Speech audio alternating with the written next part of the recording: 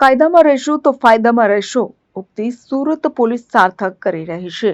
નવસારી અને બારડોલી લોકસભા બેઠકના 1600 બૂથ પર સુરતમાં થનાર છે.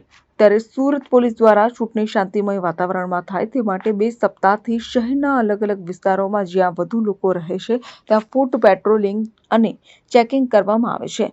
રાંદેર પોલીસે મોરાભાગળ વિસ્તારમાં પોલીસે ફૂટ પેટ્રોલિંગ કરી ચેકિંગ કર્યું હતું. આ દરમિયાન police commissioner, DCP, ACP, 6 PI, 10 PSI, 55 થી 60 પોલીસ જવાનો, મહિલા પોલીસ સહિતના અધિકારીઓ ઉપસ્થિત રહ્યા હતા.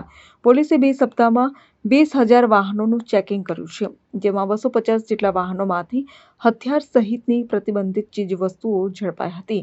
ત્યારે પોલીસે વાહન ચાલક સામે ગુનો દાખલ કરી વધુ કાર્યવાહી હાથ ધરી છે. પોલીસ દ્વારા હિસ્ટ્રી શીટર, તળિયાર જેવા ગુનામાં સંડોવાયેલ લોકો સામે અટકાયતી પગલાં લેવામાં આવ્યા છે.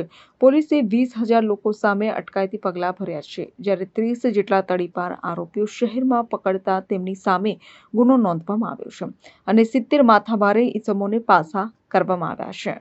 Bureau report, Surat. સમાચારોના સતત અપડેટ મેળવવા માટે અમારી ચેનલને સબસ્ક્રાઇબ કરો અને જોડાયેલા રહો ફેસબુક, ઇન્સ્ટાગ્રામ અને ટ્વિટર પર.